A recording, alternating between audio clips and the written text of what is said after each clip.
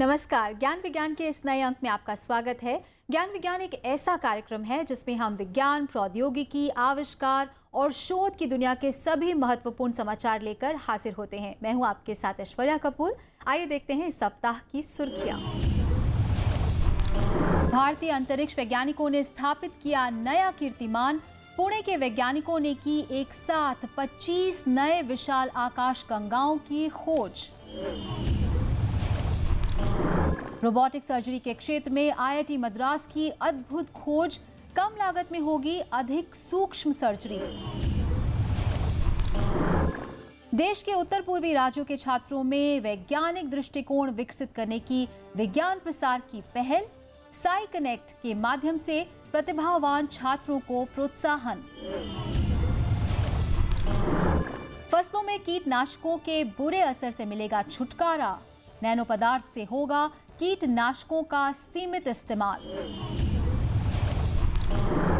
ऊर्जा संकट तथा कार्बन फुटप्रिंट कम करने की नई पहल। सरकार ने जारी किया ऊर्जा संरक्षण भवन संहिता 2017। सबसे पहले नजर डालते हैं आज की मुख्य खबर पर। अंतरिक्ष की रहस्यमय दुनिया का नया रहस्य दुनिया के सामने आया है। ये खोज की है पुणे स्थित खगोल विज्ञान तथा खगोल भौतिकी के अंतर विश्वविद्यालय केंद्र यानी inter university centre for astronomy and astrophysics के 6 भारतीय वैज्ञानिकों ने। मिल्की वे नामक जिस मंदाकिनी में हमारी धरती पड़ती है, उसमें कुछ अरब सितारे हैं जो करीब 1 लाख प्रकाश वर्ष की दूरी में बिखरे हुए हैं।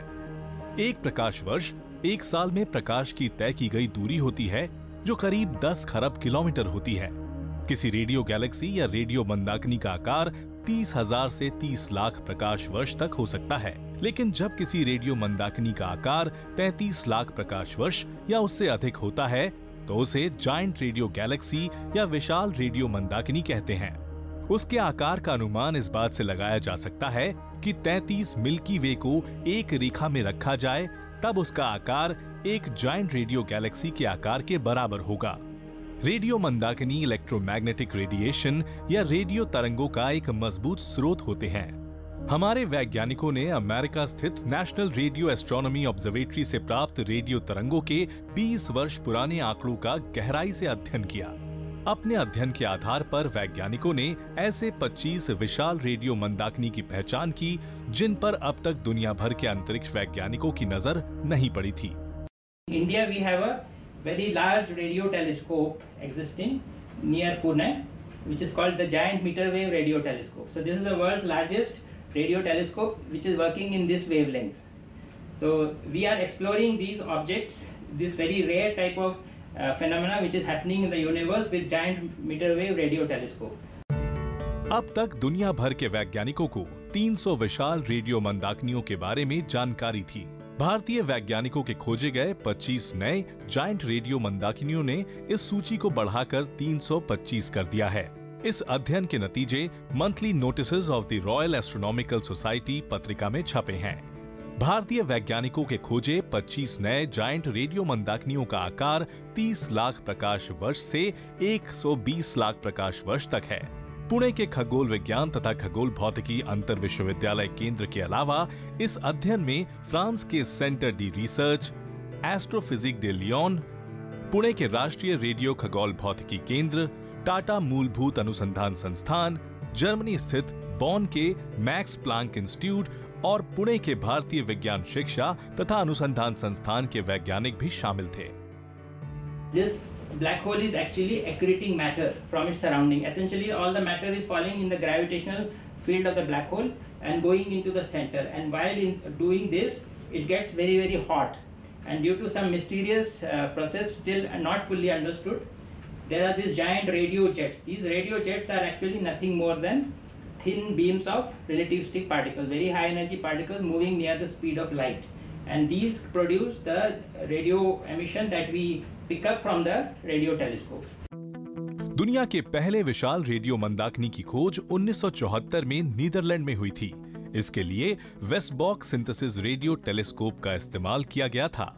भारतीय वैज्ञानिकों ने पहला विशाल रेडियो मंदाकिनी 2016 के पुणे के करीब स्थित विशाल मीटर वेव रेडियो टेलीस्कोप की मदद से खोजा था। इन वैज्ञानिकों की योजना विशाल रेडियो मंदाकिनी के तरंगों का अध्ययन करना है ताकि उनका अनसुलझा रहस्य दुनिया के सामने आ सके।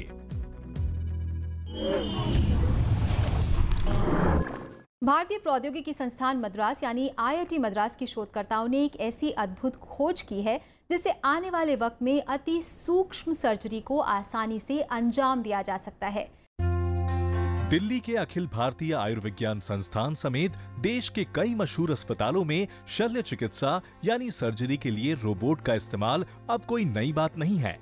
भारत के लगभग तमाम महानगरों में स्थित बड़े अस्पतालों में रोबोट के जरिए सर्जरी का प्रचलन शुरू हो चुका है। रोबोटिक सर्जरी में रोगी के शरीर पर न्यूनतम कैंची चलानी पड़ती है, क्योंकि रोबोट के इस्तेमाल के लिए जो उपकरण बनते हैं वो आकार में बेहद छोटे होते हैं। जैसे रोबोटिक कैंची का आकार 1 इंच का मात्र 1/4 होता है। भारत के 1 अरब से अधिक आबादी पर फिलहाल सिर्फ 25 रोबोट सर्जरी के लिए उपलब्ध हैं। इनमें 6 रोबोट 2012 में मेडिकल जगत का हिस्सा बने थे। भारत में रोबोटिक सर्जरी की शुरुआत 2004 में ही हो चुकी थी, लेकिन मुख्य सर्जरी के लिए उसका इस्तेमाल नहीं किया जा रहा था। इसकी मुख्य वजह थी रोबोटिक सर्जरी में आने वाली भारी भरकम लागत।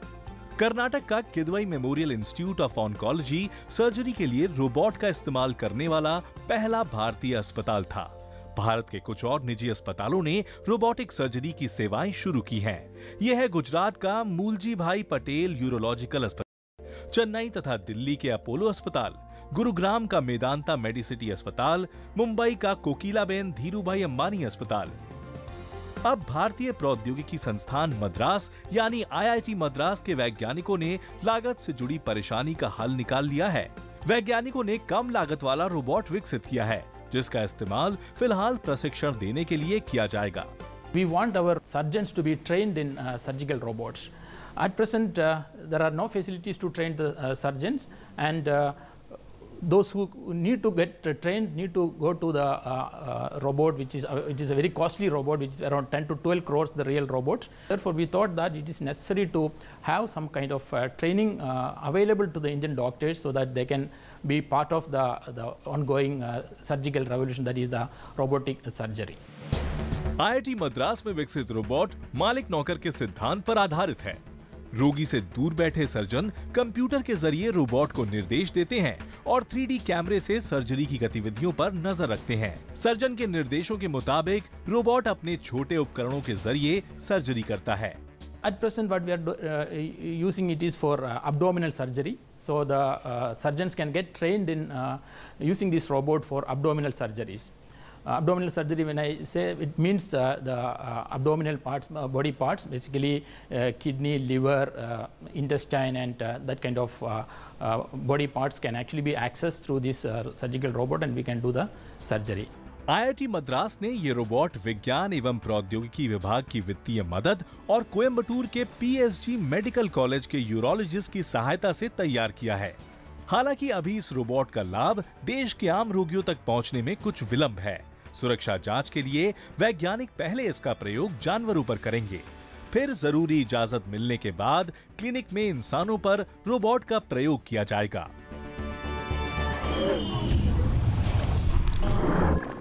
और अब समय हो गया एक छोटे से ब्रेक का। ब्रेक के बाद जानेंगे छात्रों में वैज्ञानिक दृष्टिकोण विकसित करने की विज्ञान प्रसार की अनोखी पहल।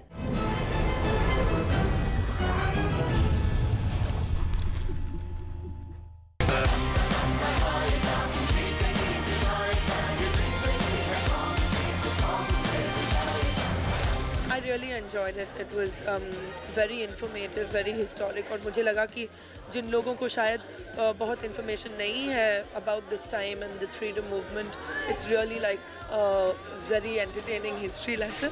जो हमें आज़ादी मिली है, उस आज़ादी का एक बहुत बड़ा दस्तावेज है ये फिल्म, तो ये ज़रूर लोगों को देखनी चाहिए।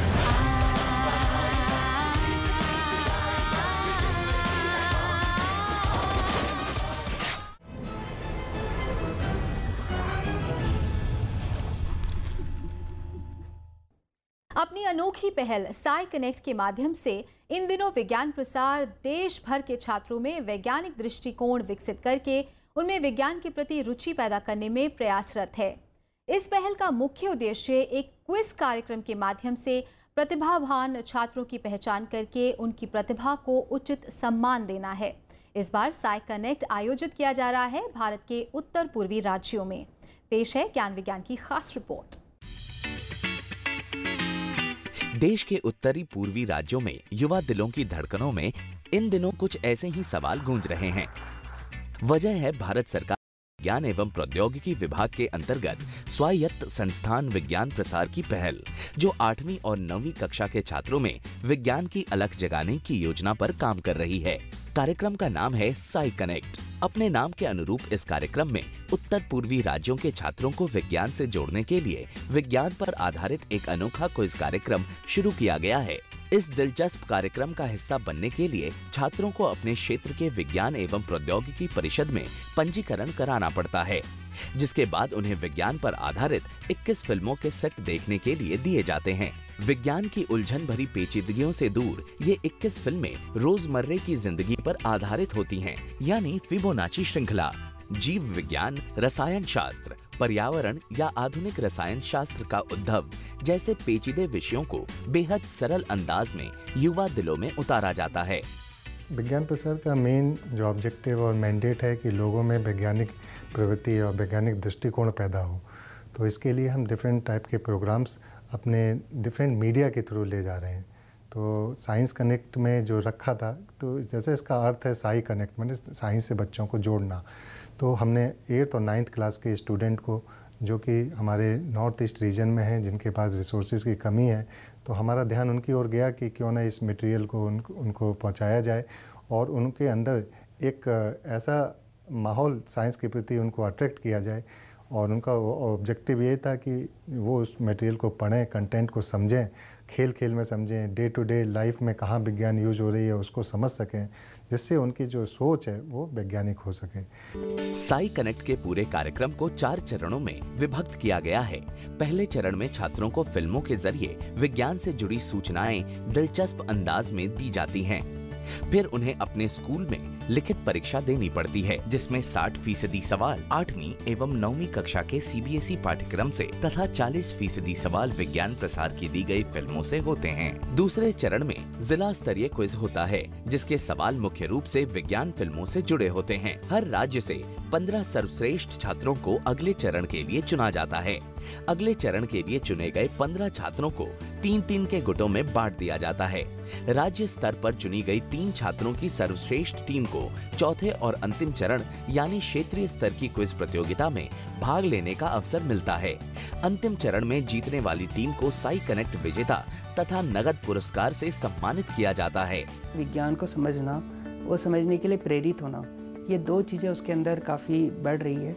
और जो 15 बच्चे हर स्टेट से निकल के आए हैं, वो उनके फीडबैक जो हमें मिले हैं वो काफ़ी पॉजिटिव फीडबैक है। और वो साइंस की ओर जिस एंगल से पहले देखते थे, अब उनका वो एंगल चेंज हो गया है। उनका एंगल बहुत ज़्यादा पॉजिटिव हो गया है और उनको ये समझ गया है कि डॉक्टर और इंजीनियर के अलावा भी काफ़ी ऐसी विधा है, काफ़ी ऐसी शाखाएँ हैं साइंस में, जिसमें वो आगे अच्छा करियर बना सकते हैं। इस साल साई कनेक्ट कार्यक्रम में आयोजित क्विज कार्यक्रमों में 6000 से अधिक छात्र भाग ले रहे हैं। हर राज्य से पहले चरण के नतीजों का ऐलान किया जा चुका है तथा दूसरा चरण लागू करने की प्रक्रिया जारी है। लेकिन पूरे देश को बेताबी से साई कनेक्ट क्विज प्रतियोगिता के फाइनल का इंतजार है, जिसका आयोजन इस साल अगस्त महीने में गुवाहाटी में होगा। अगर आप इस साल साई कनेक्ट का हिस्सा नहीं बन पाए हैं, तो अगले साल ये मौका आपको एक बार फिर मिलेगा, जिसके लिए फरवरी में आपको क्षेत्रीय विज्ञान एवं प्रौद्योगिकी परिषद में पंजीकरण कराना होगा। लेकिन क्विज प्रतियोगिता की तैयारी आप अभी से शुरू कर सकते हैं, क्योंकि YouTube पर विज्ञान प्रसार की विज्ञान पर बनी सभी फिल्में उपलब्ध हैं। इन फिल्मों को देखकर आप रोजमर्रा की जिंदगी में विज्ञान के इस्तेमाल के विषय में जानकारी प्राप्त कर सकते हैं और अपने अंदर के विज्ञान की लौ जलाए रख सकते हैं। मोहाली में नैनो विज्ञान तथा प्रौद्योगिकी संस्थान में एक ऐसा नैनो पदार्थ विकसित किया गया है, जिससे जरूरत पड़ने पर ही पौधों में लगने वाले कीड़ों पर कीटनाशकों का प्रयोग हो सकेगा। निश्चित रूप से ये खोज कीटनाशकों के कारण सेहत पर दुष्प्रभाव तथा पर्यावरण के नुकसान पर लगाम लगा सकता है। खेतों में कीटनाशकों के इस्तेमाल से फसलों को कीड़ों से तो छुटकारा जरूर मिलता है, लेकिन 80% कीटनाशकों का पूरी तरह इस्तेमाल नहीं हो पाता, जिससे ये फसलों पर असर करने के बजाय पर्यावरण को नुकसान पहुंचाते हैं।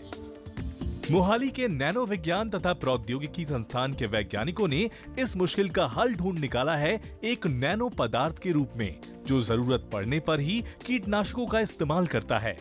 इस शोध से कीटनाशकों के कारण प्रदूषण फैलने पर रोक लगाने में मदद मिलेगी, साथ ही कृषि उत्पाद में वृद्धि होगी और अर्थव्यवस्था में मजबूती आएगी।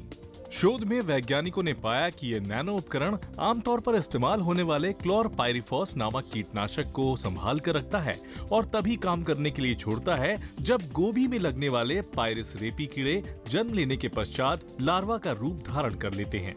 दरअसल ये नैनो पदार्थ आसपास के पीएच स्तर के आधार पर कीटनाशक छोड़ता है। किसी घोल में पीएच वो मानक होता है जो बताता है कि वो घोल अम्लीय है, क्षारीय है या अथवा उदासीन है।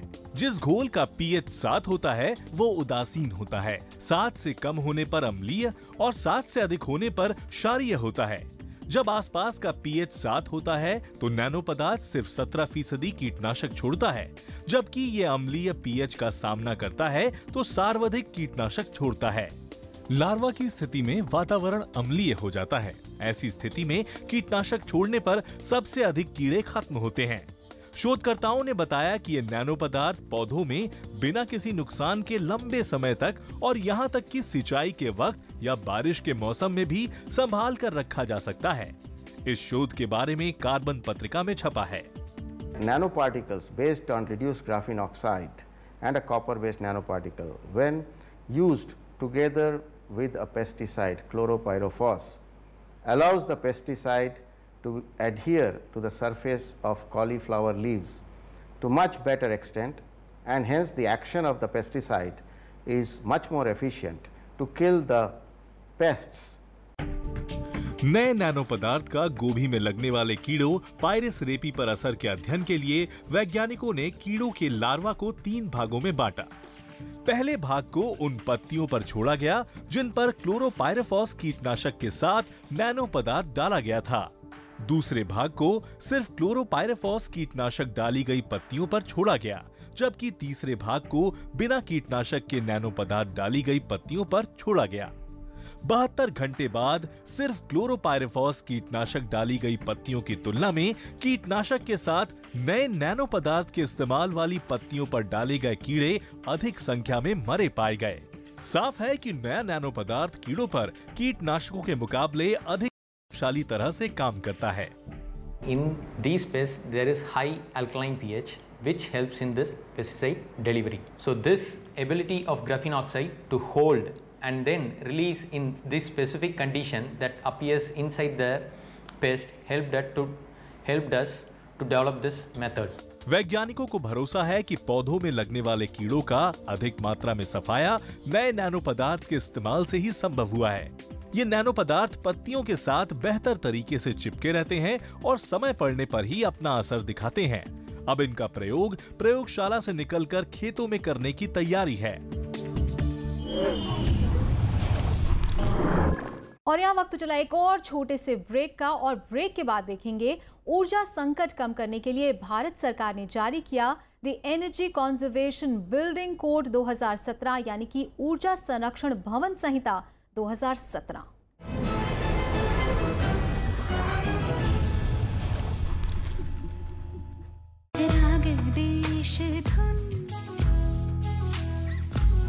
गा रही है पवन ठहर के बोले समय, अमर है देश मेरा।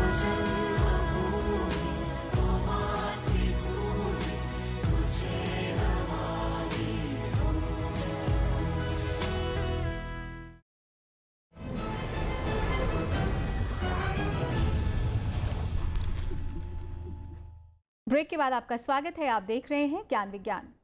बढ़ती आबादी और शहरीकरण के साथ जुड़ा है शहरों में दिन दोगुनी रात चौगुनी रफ्तार से बढ़ता ऊर्जा संकट।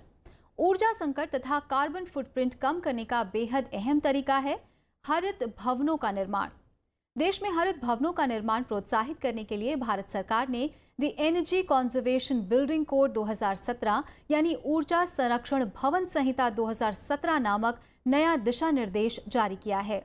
ज्ञान विज्ञान नए दिशा निर्देश के बारे में आपको विस्तार से जानकारी दे रहा है। ऊर्जा संकट से निपटने के लिए उन साधनों को भी प्रोत्साहित किया जा रहा है जिनमें न्यूनतम ऊर्जा का इस्तेमाल हो। इसी सिलसिले में केंद्रीय बिजली, कोयला, नवीन तथा नवीकरणीय ऊर्जा एवं खनन राज्य मंत्री पीयूष गोयल ने नई बनने वाली इमारतों के लिए ऊर्जा संरक्षण भवन संहिता 2017 नामक दिशा निर्देश जारी किया है। इस दिशा निर्देश का मकसद देश में ऊर्जा कुशल या हरित भवनों के निर्माण को प्रोत्साहन देना है। हरित भवनों में ऊर्जा का कम इस्तेमाल होता है, कम कार्बन उत्सर्जन होता है तथा वो पर्यावरण के अनुकूल होते हैं। ये दिशा निर्देश वाणिज्यिक तथा सरकारी दोनों ही भवनों के निर्माण पर लागू होते हैं। इन दिशा निर्देशों को ऊर्जा दक्षता ब्यूरो ने तैयार किया है, जिसमें भवन निर्माताओं, नक्शा तैयार करने वालों तथा शिल्पकारों के लिए मानक तय किए गए हैं। सभी मानकों को नवीकृत ऊर्जा स्रोतों से जोड़ा गया है ताकि निवासियों के लिए असुविधा उत्पन्न किए बिना ऊर्जा की बचत की जा सके। अब तक भारत में ऐसे कई हरित भवनों का निर्माण हो चुका है। इन्हीं हरित भवनों में एक है नई दिल्ली स्थित ऊर्जा एवं संसाधन संस्थान या टेरी विश्वविद्यालय। संस्थान ने green rating for integrated habitat assessment यानी गृह नामक आंकलन का गठन किया है, जो रेटिंग के जरिए देश में हरित भवनों के विकास को प्रोत्साहित करती है। गृह भारत की जलवायु में विविधता तथा निवास से जुड़ी आदतों को ध्यान में रखते हुए भवनों के नक्शे तैयार करती है।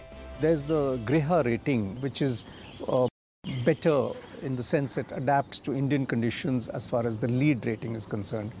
We didn't go in for that because at that stage TERI had created the Griha rating, and so it should not be seen as if TERI is making its own buildings and then rating them.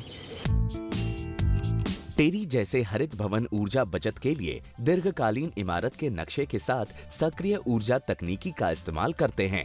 हरित भवनों में अप्रतिरोधी सौर्य नक्शा, दीर्घकालीन ऊर्जा संरक्षण लक्ष्य, जल तथा कचरा प्रबंधन जैसे गुण शामिल होते हैं। उदाहरण के लिए टेरी विश्वविद्यालय परिसर में ठंडक बनाए रखने के लिए 3 प्रकार की विधियां इस्तेमाल की जाती हैं।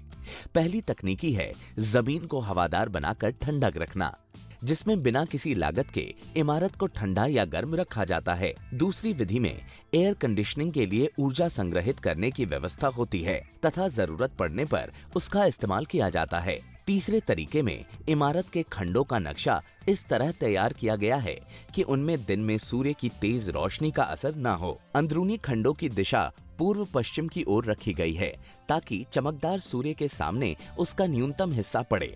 इमारत तैयार करने के लिए इस तरह का नक्शा सूर्य की सीधी रोशनी तथा गर्मी को रोकता है।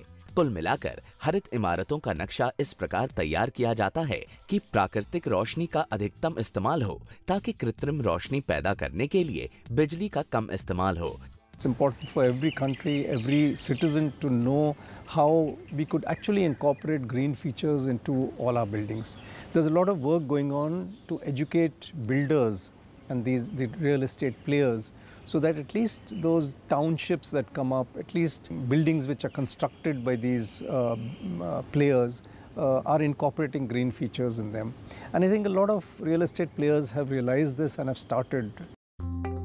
ऊर्जा संरक्षण भवन संहिता मानकों के अनुरूप इमारतों के रखरखाव में कम खर्च आता है, अतिरिक्त भार कम पड़ता है, लागत में कमी आती है तथा विद्युतीय उपकरणों और उनसे जुड़ी सामग्रियों में भी कम खर्च लगता है। उम्मीद है कि नई ऊर्जा संरक्षण भवन संहिता के इस्तेमाल से 2030 तक ऊर्जा खपत में 50% की कमी आएगी।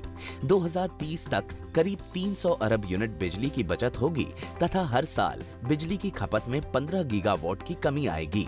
ऊर्जा संरक्षण भवन संहिता का लक्ष्य है कि सभी वर्तमान तथा भविष्य की सरकारी इमारतों को मानकों के अनुरूप बनाया जाए ताकि सालाना अनुमानित 35,000 करोड़ रुपयों की बचत हो। इसके अलावा बचत की गई बिजली गरीबों के घरों और कृषि में सिंचाई पंपों के लिए इस्तेमाल हो।